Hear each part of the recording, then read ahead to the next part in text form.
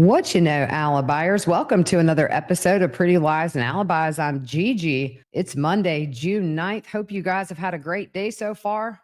Well, today was pretty uneventful in court compared to what happened last week, but we're going to break it down. So, just some observations on my first day in the courtroom. The jury, very attentive, really just stoic, straight faced. Can't really tell much by just watching them at this point, but I'm keeping an eye on them and everything else. At the end of court today, the judge said that he may start working on final instructions tonight or tomorrow. I wasn't sure what he meant when he said it, but everybody thinks we could be wrapping this up this week, maybe in the next couple of days. Let's jump in. The first witness was pretty quick. This was Danny Moss. He owns the window tinting shop there in Idaho. Alex called and asked about getting the windows tinted on that Jeep Wrangler. And they bring in a screenshot of his calls. You see a number for Arizona, which was Alex. He called September 23rd, 2019 at 1:54 p.m. I just want to point out here, this is the day JJ was buried on Chad's property when he made this call and got these windows tinted. And the witness explains the different degree of tinting you can get. For the rear, Alex got 5%, and the witness said you would not be able to see an at all. For the front, he got 20%, and you would see a silhouette. The witness was asked if someone was laying in this Jeep, would you be able to see them? Lori objected. That was overruled, and the witness said no, not even in broad daylight. They show photos of the Texas license plate as he was working on these windows. And then they show the invoice sent to Alex for $200. Next up was Special Sergeant Thomas Miller. He's with the DEA, and he came in to testify about the license plate readers. They show a photo of the back of the Jeep, and you see that back tire clearly missing. This was taken on I-40 east of Holbrook on October 1st, 2019. That was at 5:52 p.m. And then they show a close-up of the back of that car. On cross, Lori asked, is this the only picture in Arizona that was taken of the Jeep from October 1st? And the witness said yes. She asked how many readers there are in Gilbert, Arizona, and the witness doesn't know. They have some, but he explains there's over 11,000 cameras that feed into that platform. Lori asks about Mesa, Arizona. He doesn't know. And she asked, you don't have any other photos? And the witness said no, and there are reasons. These cameras have software and hardware issues. The age of the camera can affect an image being captured. And then he said, you can defeat the camera as well. And Lori perked up and said, oh, you can defeat them, huh? The state asked to strike that comment and the little at the end. But there were no other photos from October 2nd or 3rd. Lori asked the witness, would you be surprised if the distance from Holbrook to Gilbert is 173 miles or 3 hours? The witness doesn't know. There was an objection that was sustained. On redirect, they explain about these cameras and why the DEA is involved. The reason is they try to target drug trafficking routes with the camera placement, and the DEA only has a small percentage of all these cameras. To avoid being detected, you can take the plate off, you can partially cover it, you can change the number temporarily. Also, if traffic is busy, it can make things more difficult to get photos. And also, tailgating can hide license plates as well. The next witness is a forensic scientist from Mesa, Arizona. Her name is Emmy Lynn. She received the blood blot for Alex Cox that was taken at his autopsy. They put blood drops on filter paper, and then from there, she developed the DNA profile. The next witness, Lisa Perry, she is with Mesa Forensics.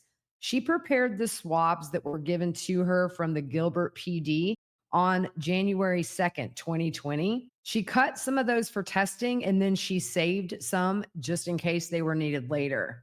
The areas she worked with were swabs from the steering wheel, the driver's seat belt, the gear shift, the passenger and driver inside and outside door handles, the spare tire area, and that was it. There was no cross for her.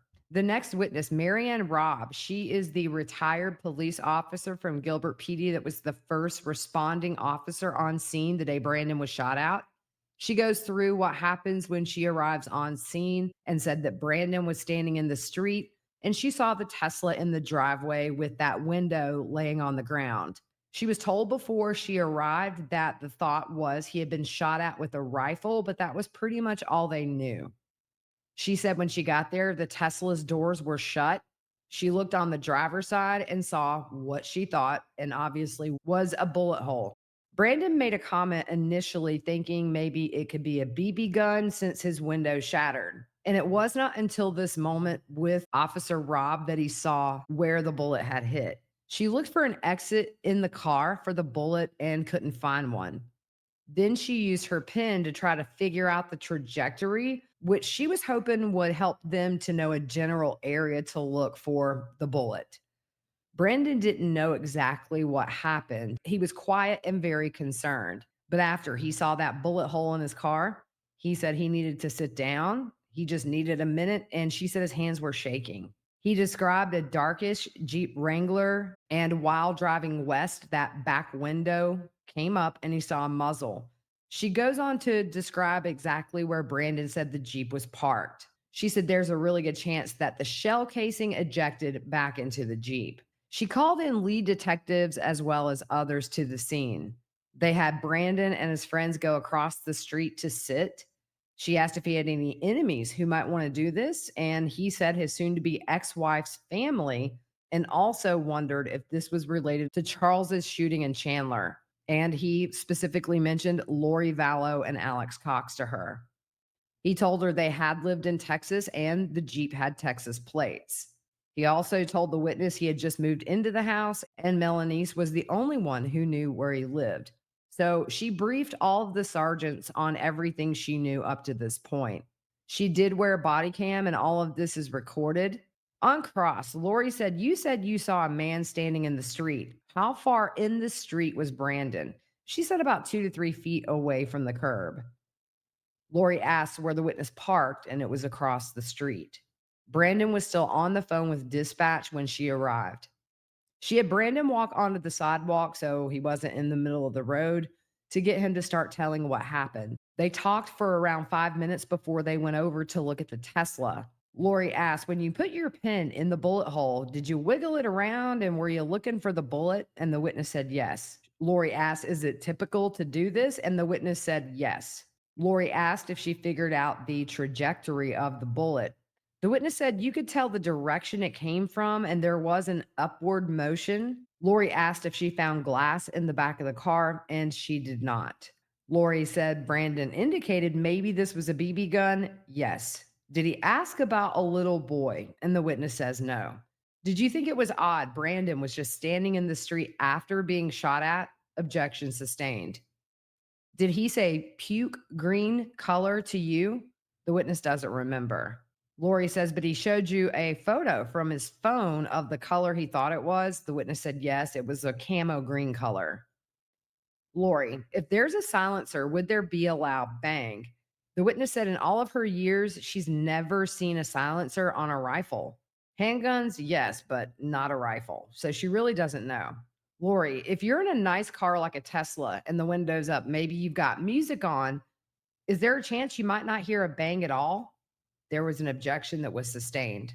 Lori asked, how far between the Jeep and the Tesla, in your opinion? The witness said 10 feet, maybe. The witness thinks that she was on scene maybe an hour, possibly two, but not much more than that. She did not go into the garage or the house while on scene. Lori asks if Brandon was the only one who heard a loud bang. Yes. On a redirect, it was clear Brandon had no clue that he had a bullet hole in his car until the officer saw it first. A juror did have a question for the first officer on scene. When hunting with a rifle, is it harder to hit a close target? The witness says it is harder, and also you have Brandon's car was moving. She said there are other factors like did Alex have something stable that he had the gun laid on? There's just a lot of variables. And also the recoil can make that gun go in an upward direction. And the last witness of the day was Detective Pillar. We left off with him on Friday talking about collecting gunshot residue in Rexburg. Once it's gathered, it's put in a small cardboard box, which is then put in a paper envelope, and then they use integrity sealing on both the box and the envelope. The Jeep was seized November 4th by Lieutenant Hermosillo. and put in a secure facility there in Rexburg. On November 8th, 2019, he went to Rexburg to help process the Jeep. There were a couple of other people from Gilbert who went as well, and Lieutenant Hermosillo assisted in processing the Jeep. Rexburg had put integrity tape on the doors to show the Jeep had not been accessed since it had been impounded. And then they bring in photos of the search warrant of the Jeep. You see, the windows are tinted so much in the back.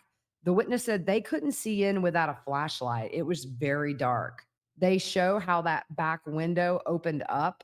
And in the photos, the spare tire is back on the Jeep. But they knew to test for gunshot residue inside the back of the Jeep and pretty much all of it, just front to back.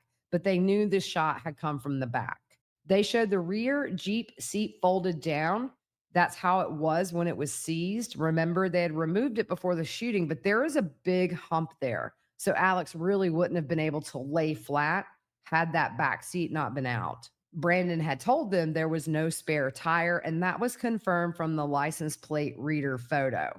26 hours before the shooting, they saw that on I-40. He shows where all the gunshot residue swabs were taken from the primary areas, including the steering wheel, inside and outside the door handles, the gear shift, seatbelt buckles on both sides, because at this point, they did not know how many people might have been in that Jeep. He watched as the DNA swabs as well as fingerprints were taken.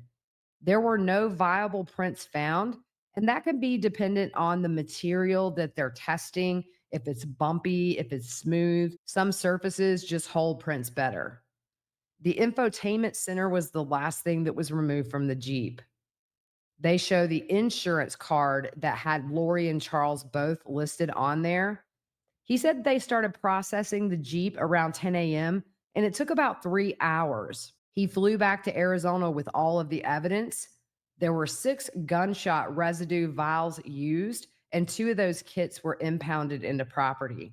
He then sent those items to be tested at the Phoenix Police Department. The Mesa Police Department was sent the DNA samples. Detective Pillar was at Alex's autopsy when that blood blot was taken. On December 4th, 2019, he got search warrants for cell phone records.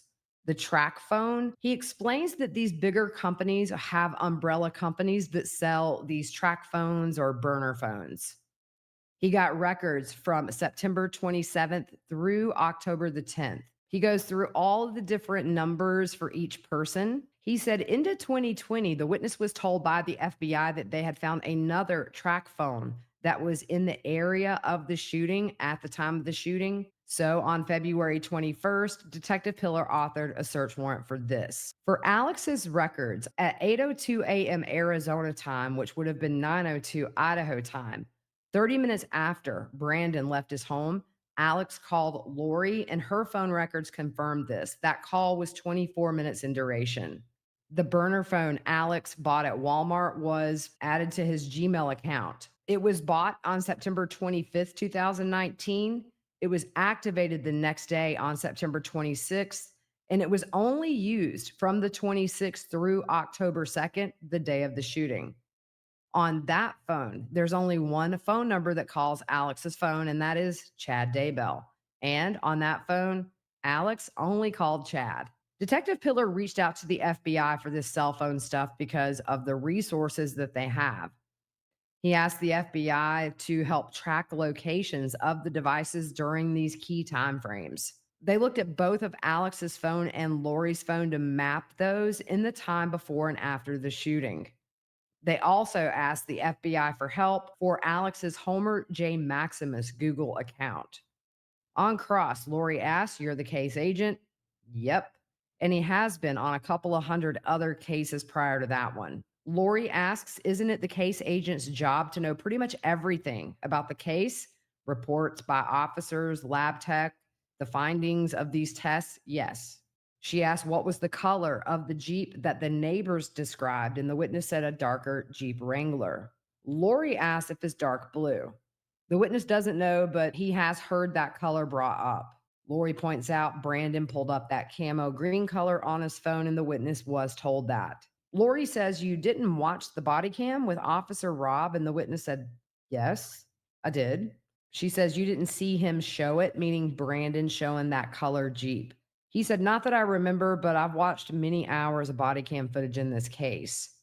Lori asks if he would like to watch that. And he says, if you want to take the time, but he's also not going to dispute that Brandon pulled up that camo green color. Lori asks, where did the gray Jeep description come from? And the witness said from the Chandler Police Department on October 9th.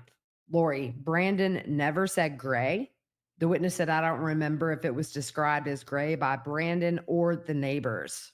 Lori points out they found one piece of glass on the road and asked, was that tested to see if it was from the window of the Tesla? No. Lori asked if he assumed it was. The witness said that it was consistent with the other glass shards they found, and he believed it was related, but obviously can't say for sure. Lori points out 7 to 8 seconds into the body cam footage, Brandon is seen moving glass with his feet. Is it possible that that was moved with his shoe? And the witness says possibly. Were you there when they did the line search of the neighborhood? The witness said yes. They had 11 detectives total, and the witness participated, but in the end, they found nothing. That line search took about 45 minutes to an hour. The witness did not follow up with the neighbors. That was delegated out to other detectives, and he explains they will come to him if they find something that's helpful. Were you aware the neighbor saw a tire on the Jeep? There was an objection that was sustained. Lori asked for a sidebar, and the judge is like, no. Lori asked how far away Alex was from the Tesla, and he says maybe 10 to 20 feet. Lori asked why there were no measurements taken, and the witness said they didn't have an exact location of where the Jeep was. But Lori says if it was nose to nose with the van, then you have a good idea. Again, the witness said no measurements were taken. For trajectory, they never decided on the exact angle and testing wasn't done. Of course, the Jeep was gone. The Tesla had been moved before police got there, so getting the trajectory was just not something they could do. Lori asked if that bullet hole was 1 inch wide and 2 inches long. Yes. She asked what kind of bullet could make that size of a hole. The witness said he doesn't have any ammunition training or certifications to be able to say 100%, but a rifle was the most reasonable answer. Lori said, since you're the case agent and this is your investigation, did you not think you should do whatever testing necessary to find out what kind of gun it was? The witness said there was just no way to determine that. Lori asked if gunshot residue could be transferred from person to person. He doesn't know. Lori asked if he knew what three elements are in gunshot residue. There was an objection that was sustained. Lori asked if they flew a commercial flight to Idaho. The witness said it was a state plane from Arizona. And Lori says that's how you were able to go there and back the same day at your leisure. The witness said that the plane belonged to the Department of Public Safety. It's usually used for the governor, but since they were assisting their agency, they let them borrow it. She asked how many license plate readers are in Gilbert. The witness said it's changed over time. They're smaller and much easier to use now than when the incident happened. She asked, how do you request the assistance of the FBI? The witness said on October 9th, he and Detective McDermott met with other detectives, and that's when they got the Jeep photos from Charles's murder. They further learned on October 16th from their crime analyst that that Jeep was captured on a license plate reader. He reestablished connection with the Chandler PD, and that's when the call was made to bring in the FBI. It was kind of a collaboration decision between Chandler and Gilbert as far as getting the FBI involved. She asked if he got any information from the private investigator Brandon hired. He said he maybe talked to him early on, and that was for the private investigator explaining he was doing a private case. Lori says, you're aware he was hired to find Melanice? Objection sustained. Did Brandon convey he was frustrated with how the investigation was going? Objection sustained. The witness said after he was briefed, when first getting there, he tasked Detective McDermott with running the scene. He lists other detectives who gathered evidence while he introduced himself to Brandon and Brandon's friends, and eventually they went into his cruiser so he and Brandon could do that interview. Lori points out Brandon says some of that transcription had errors in it. And could there be errors in your interview? And did you check? The witness said there could be. And no, I didn't check. That interview lasted about 30 to 45 minutes. He explains Brandon signed a consent form for them to take his cell phone, and it was given back to him either that night or the next day. And he thinks Brandon came and picked it up. And that's where we left off today. We are just flying through these witnesses, lead detectives on the stand. You know, that's usually one of your last witnesses. They may bring a couple of more up and then have him finish it out. And Lori, as far as we know, has no witnesses lined up. So once the state's case is over, then I guess we start going into closings, and hopefully it won't be a long deliberation. So I'll keep you guys updated what I'm hearing out here. And just a reminder, today is the 5th anniversary of the day Tylee and JJ were found on Chad's property. So take a moment to send some good juju over to everybody who knew and loved those precious kids. That is it for now. Hope you guys have a good rest of your evening. We will see you soon.